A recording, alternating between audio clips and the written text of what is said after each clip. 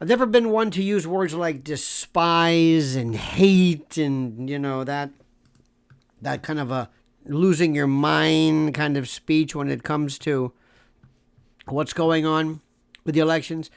But what Biden and that idiot have done to these soldiers, these families, it's incredible. Joe Biden, that demented Phoebe, was so hell-bent, so determined on getting out of Afghanistan that he rejected and rebuked and avoided and completely paid no attention to the advice from experts, the advice to the contrary, the advice of people who are saying, please, listen to this. The pleas and the worries and the concerns of the Afghan government.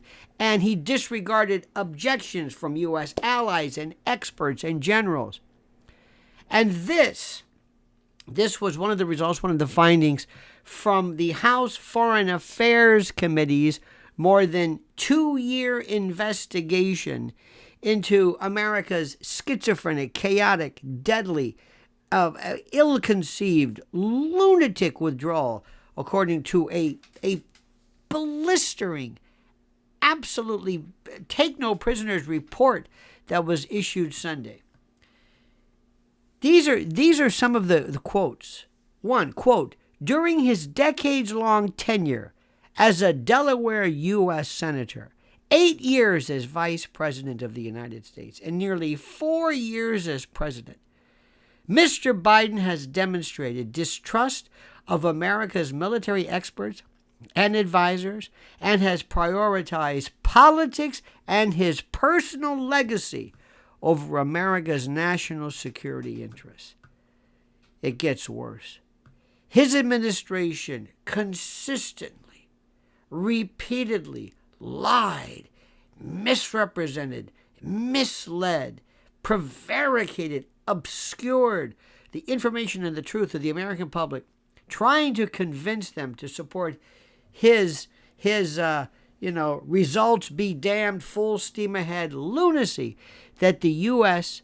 should abruptly and swiftly end its 20-year war. Just like that. Now, President Trump's administration had previously created and entered into the Doha Agreement with the Afghan government and the Taliban to end the U.S. war in Afghanistan. But Biden, no. That's not his. He's got to have his thumbprint, his fingerprint, his mark. Biden forged ahead with little respect, little inclusion, little reference to the terms of the agreement, no matter the cost. Though he would later blame, this is the best part, later blame that same agreement for forcing his hand. The Doha Agreement was was drafted in 2020. And it stood for the proposition and held that the U.S. would withdraw its troops from Afghanistan if the Taliban met certain obligations, certain prerequisites. For example, the Taliban was responsible for, quote, cutting ties with Al-Qaeda and other terrorist organizations. This is a quote, ceasing attacks on U.S. and coalition troops, reducing violence against Afghan forces, and starting negotiations with the Afghan government. This is the report. But Joe Biden, that senescent coot, and his reckless, demented, absolute obstinacy, his determination, pushed all of that aside because he wanted to do it his way. All for show. On the 4th of February in 2021,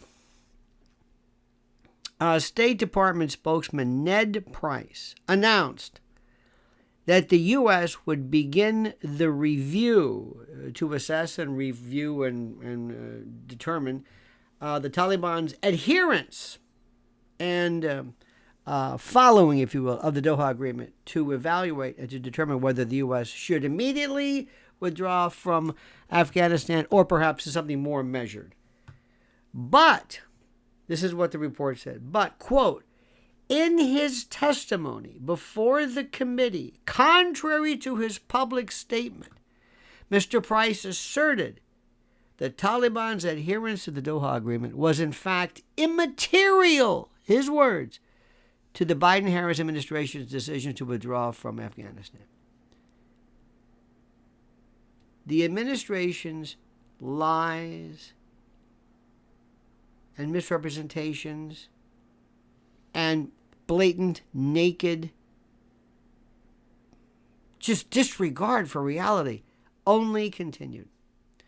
More from the report. Quote, missing from press releases was information related to the Taliban's failure to adhere to the Doha Agreement, the ongoing presence of terrorism in Afghanistan, the capabilities of the Afghan government and military with and without U.S. support, and dissent from NATO allies on the U.S. plan to withdraw. Oh, remember, NATO runs the show in Ukraine, but then he didn't care about Ukraine, or didn't care about NATO.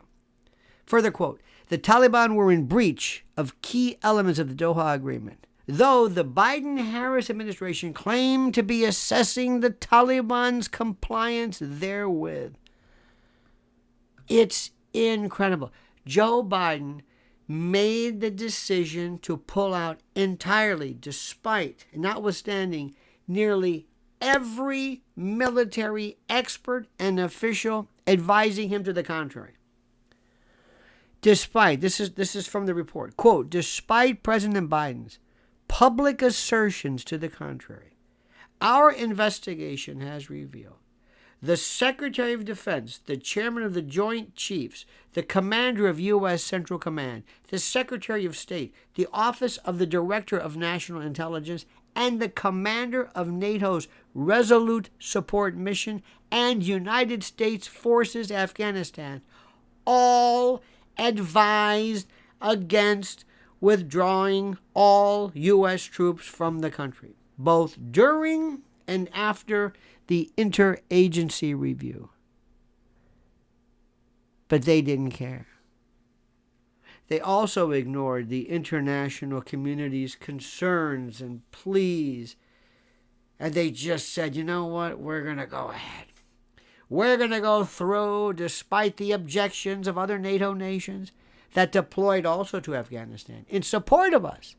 Even key officials, key figures, key allies in Afghanistan pleaded, begged against a total U.S. withdrawal, arguing that this nation, this landlocked area, needed more time to prepare.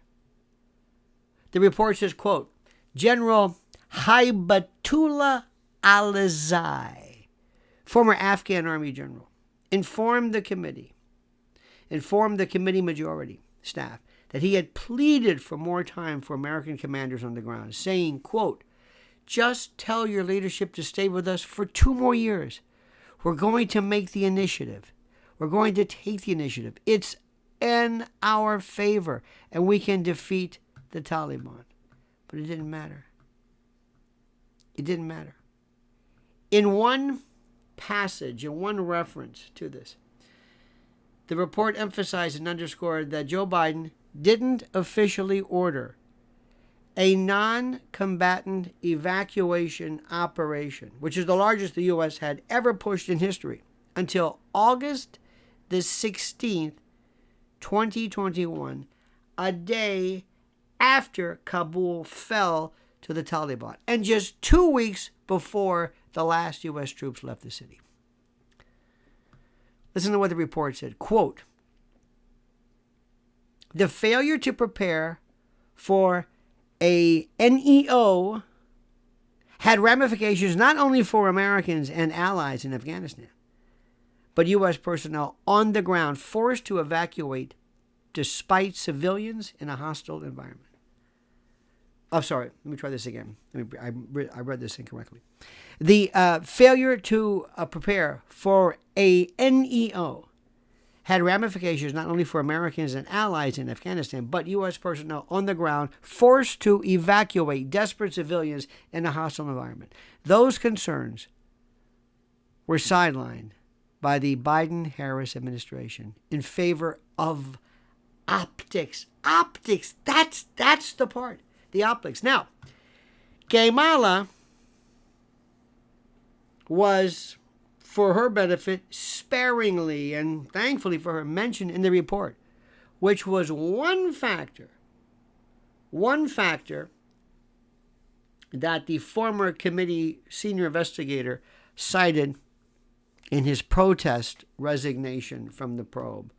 Quote, the report said, Harris was the last person in the room when President Biden made the decision to withdraw all U.S. forces from Afghanistan, a fact she boasted shortly about, and shortly after President Biden issued his go-to-zero order.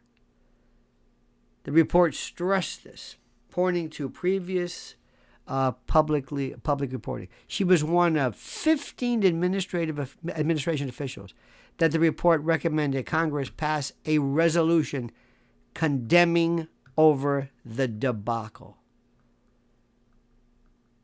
Now, this report's release, as you know, comes 2 days before the Trump debate.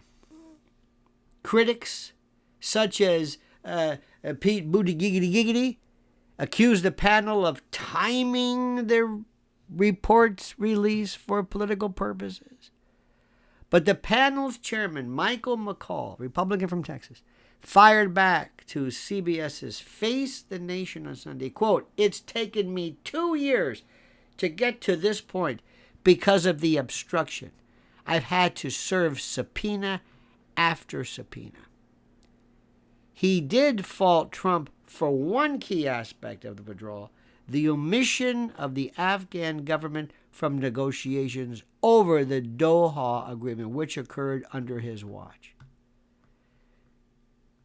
And despite the House Foreign Affairs Committee's decision to release this damning report, its work on the matter is not even close to being over, far from over. Quote, Mr. McCall said, we have a lot of unanswered questions regarding the Department of Defense about what happened. The panel, which conducted 18 transcribed interviews, poured over 20,000 pages of documents, held 7 public hearings to produce this incredibly scathing report. And it's doing the best that it can. The bottom line, the takeaway for everybody with 2 working neurons and an operational synapse, you do not want this child, this sock puppet, this windsock, this rube, this Boeotian, anywhere near the levers of government. It's that simple. This isn't just politics. This isn't just a scathing report. This is about somebody who has no business being anywhere near the levers of government, stewarding the helm of our constitutional republic. My friends, I ask you to subscribe. I ask you to focus. I ask you to please like this video and hit that little bell so you're notified of live streams and new videos. And more importantly, I ask you to comment as you see fit.